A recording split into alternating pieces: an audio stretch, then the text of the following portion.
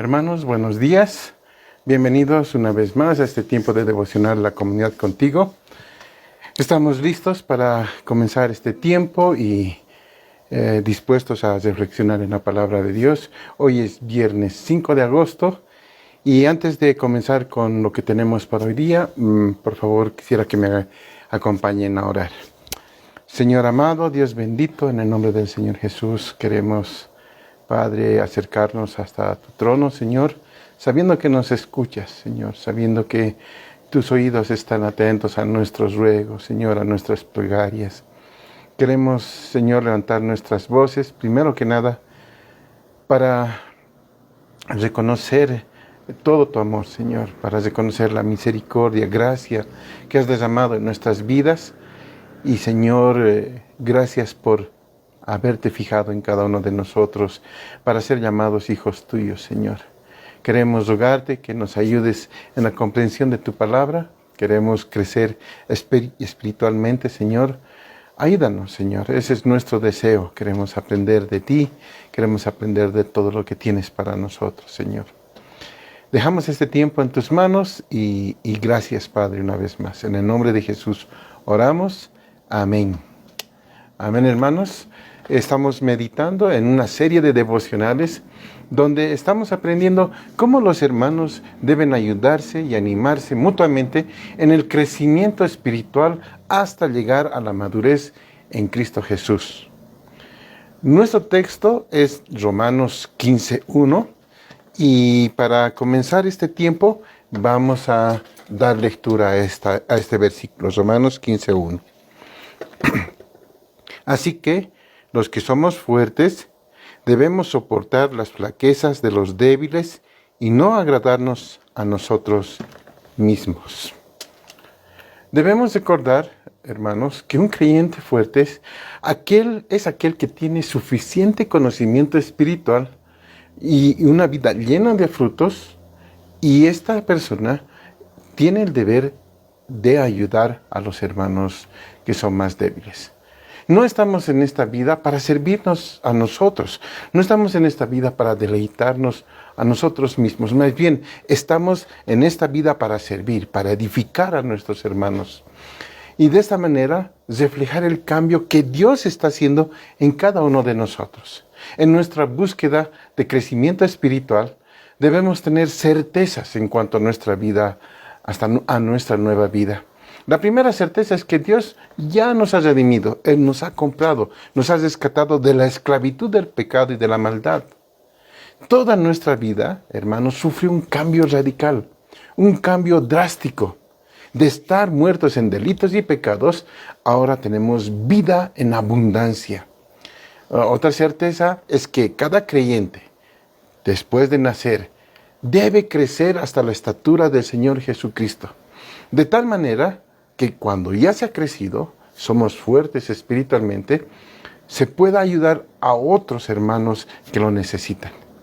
Esta mañana vamos a continuar viendo un ejemplo del cambio que hace el Señor en la vida de sus hijos.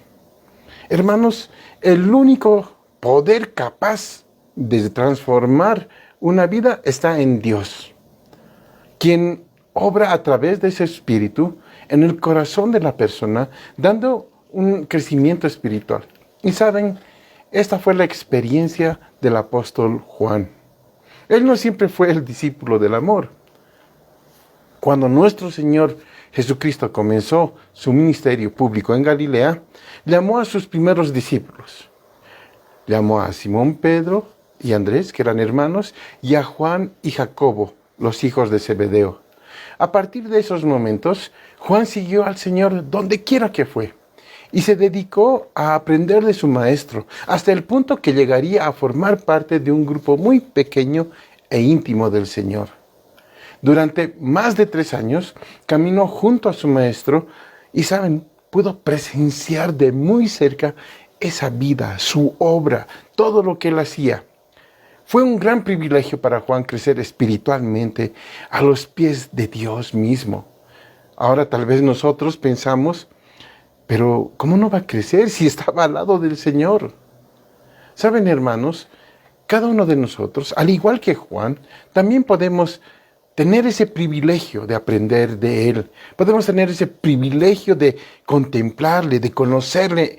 ¿Y saben dónde? En las páginas de la Biblia. Podemos recibir directamente sus enseñanzas que nos van a ayudar a crecer espiritualmente.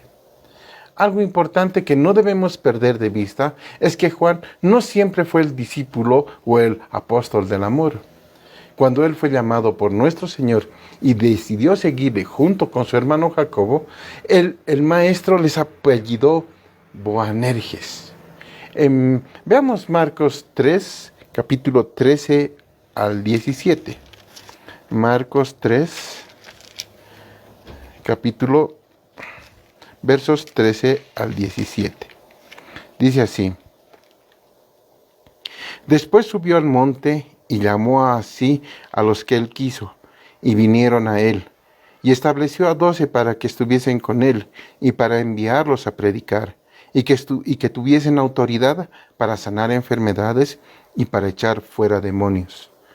A Simón, a quien puso por sobrenombre Pedro, Jacobo, hijo de Zebedeo, y a Juan, hermano de Jacobo, a quienes apellidó Boanerges, esto es, hijos del trueno.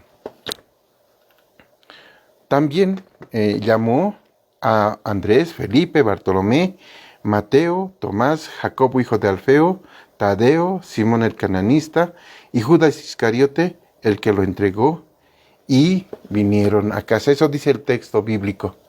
El Señor Jesús le puso un sobrenombre, un apellido.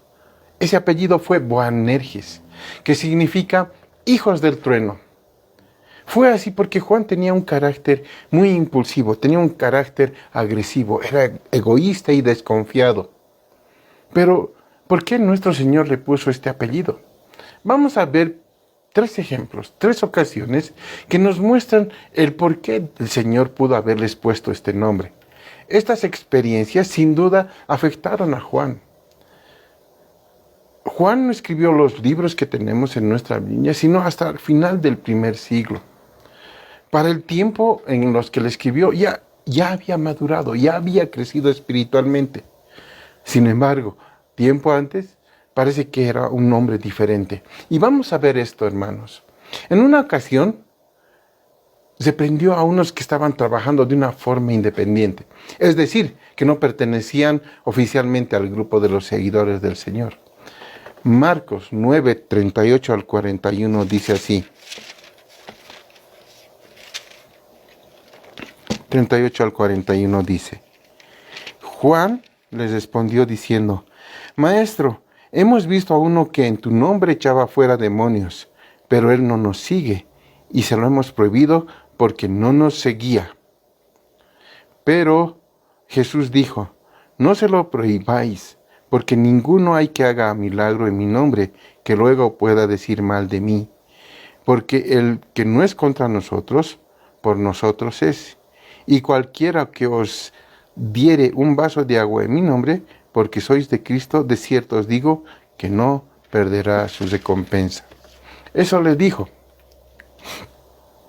En ese momento, el Señor Jesús le enseñó a Juan a tener un enfoque más prudente, un enfoque sensato respecto a lo que venía en la vida, a esos acontecimientos que rodeaban la vida, y le dijo que no debe dejarse afectar por las cosas que suceden.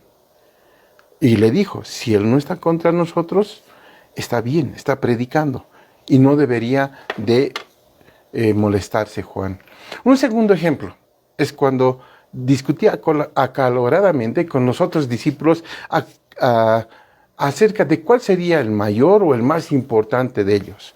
Marcos capítulo 10, versos 35 al 37 nos cuenta esto. Dice así: Entonces Jacobo y Juan, hijos de Zebedeo, se le acercaron diciendo: Maestro, querríamos que nos hagas lo que pidiéremos. Él les dijo: ¿Qué queréis que os haga? Ellos le dijeron: Concédenos que en tu gloria nos sentemos el uno a tu derecha y el otro a tu izquierda. ¿Se pueden imaginar esa petición? Fue un atrevimiento extremo, una ambición manifiesta. Y cuando lo oyeron los otros 10, se enojaron contra Jacobo y Juan. Entonces el Señor aprovechó la oportunidad para enseñarles sobre la humildad y que no deberían de comportarse como los otros líderes que se enseñorean. Y les dijo, pero no va a ser eso así entre vosotros, sino el que quiera hacerse grande entre vosotros será vuestro servidor. Y el que de vosotros quiera ser primero, será siervo de todos. El tercer ejemplo es el que quizá ilustre mejor la idoneidad o la validez del nombre de Boanerges. ¿Saben? Ellos tuvieron la brillante idea de que descendiera fuego del cielo y que consumiera a los habitantes de una aldea samaritana que no habían recibido al Maestro. Veamos lo que nos cuenta Lucas capítulo 9, 52 al 56. Lucas 9, 52 al 56, dice así: y envió mensajeros delante de él, los cuales fueron y entraron en una aldea de los samaritanos para hacerle preparativos, mas no les recibieron porque su aspecto era como de ir a Jerusalén. Viendo esto sus discípulos, Jacobo y Juan, dijeron: Señor, ¿quieres que mandemos que descienda fuego del cielo, como hizo Elías, y los consuma? Hermanos, Juan era un hombre tosco. Juan era un hombre exaltado, era impetuoso y necesitaba un poder especial que transformara su vida. Ese poder, esa fuerza estaba en el Señor Jesús. Él deseaba transformarlo y también deseaba transformar a los otros discípulos.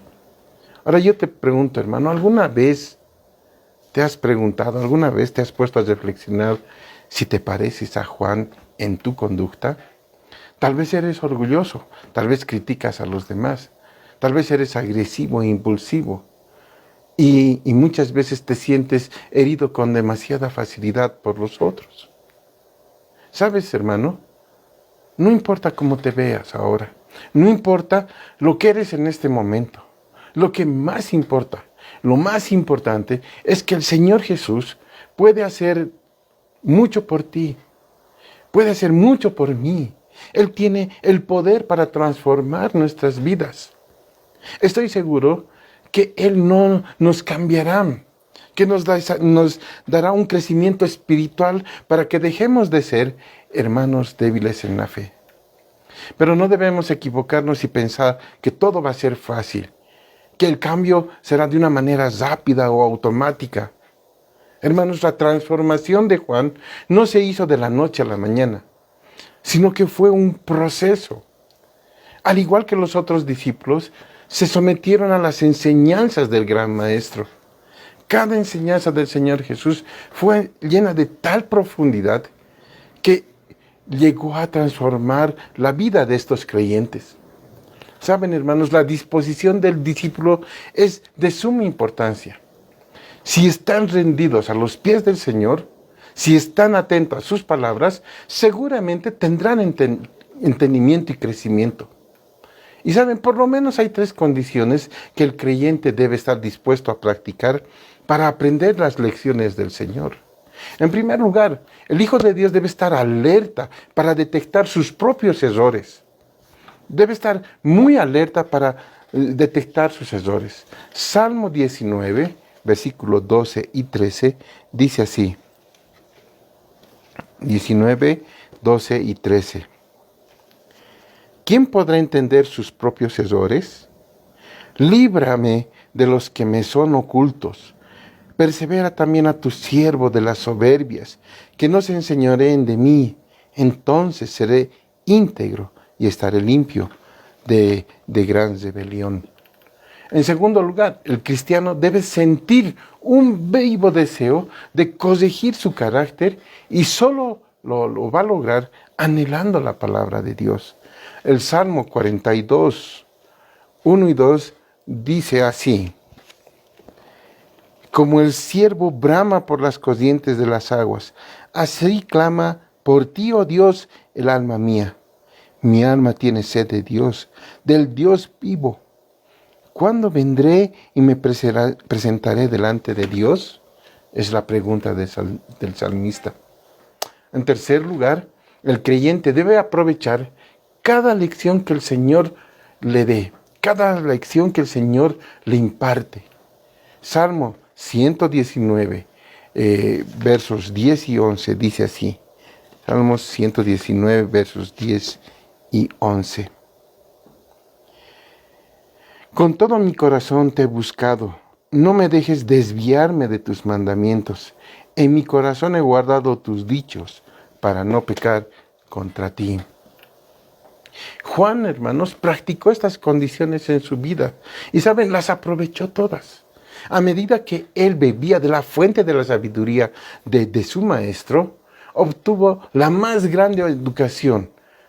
Y, ¿saben?, su carácter fue transformado. De Boanerges, de hijo del trueno, se convirtió en el discípulo amado. Se convirtió en el apóstol del amor. Cuando el Señor Jesucristo fue arrestado, lo siguió hasta el palacio del sumo sacerdote y no le importó que les reconocieran como seguidor del que estaban considerando como un sedicioso. Juan estuvo al lado de la cruz y su maestro le confió el cuidado de su madre. Y cuando oyó que la tumba del Señor estaba vacía, temprano el domingo de mañana corrió al sepulcro y verificó. Y saben, llegó antes que Pedro. Juan contempló al Señor Jesucristo resucitado y también lo vio cómo ascendía a los cielos con la promesa de que Él regresaría. Después de esa ascensión, Juan y los otros 10 discípulos permanecieron en el aposento alto en Jerusalén, perseverando unánimes en oración. Juan y los otros discípulos recibieron el poder del Espíritu Santo que les capacitó para predicar el Evangelio. Hermanos, la vida de Juan sirve para recordarnos varias lecciones que podemos aplicar a nuestras propias vidas. En primer lugar, el celo por la verdad siempre debe estar equilibrado por un amor por la gente. Sin amor, el celo puede convertirse en dureza y nos lleva a juzgar. En cambio, un abundante amor que carece de la capacidad de distinguir la verdad del error puede llevarnos a sentimentalismo y a error. Así como Juan aprendió a medida que fue madurando, si hablamos la verdad en amor, todos nosotros iremos creciendo en aquel que es la cabeza, y esto es en el Señor Jesucristo. Hermano, hermana, es la obra del Espíritu Santo. Él se encarga de auxiliar, Él se encarga de renovar la vida de los creyentes para que lleguemos a la plena madurez espiritual en Cristo Jesús. Debemos rogar que Dios nos ayude a imitar a Juan en su fidelidad y en su ejemplo. Y que nosotros podamos reflejar, mostrar la imagen del Señor Jesús en nuestra vida, tal y como la reflejó el discípulo del amor. Hermanos, este es un gran desafío para nosotros. Debemos estar atentos a lo que el Señor Jesús quiere hacer con cada uno. Debemos aprender, debemos estar atentos a todas las ocasiones que el Señor va a utilizar para cambiar nuestras vidas, que el Señor va a utilizar para transformar nuestras vidas, para darnos crecimiento espiritual completo, que nos parezcamos a Él. Hermano, ¿estás dispuesto a hacerlo? ¿Estás dispuesto a tomar en cuenta todo lo que nuestro Señor diga lo que debes hacer? ¿Estás dispuesto a estar a sus pies?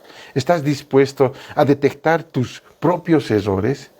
A sentir ese deseo de corregir el carácter, anhelando la palabra de Dios, buscándole a Él, honrándole a Él. Hermanos, debemos aprovechar todo lo que el Señor nos enseña. Debemos poner nuestra mente en Él para que podamos crecer, para que podamos llegar a la estatura de nuestro Señor Jesucristo. Vamos a orar. Padre, estamos agradecidos por el ejemplo que dejas en tu palabra, Señor. Sabemos, Señor, estamos seguros que tú puedes hacer un cambio en nuestras vidas. De ser hijos del trueno, de carácter fuerte, Señor, llevarnos a ser hombres y mujeres que te sirvamos en amor, que sirvamos en amor a nuestros hermanos. Señor, queremos crecer espiritualmente. Y nosotros confiamos en ti, Señor, que tú lo puedes hacer. Ayúdanos, Padre. Necesitamos de ti constantemente. En Cristo Jesús oramos. Amén. Hermanos, buenos días. Nuestro Señor Jesucristo les bendiga.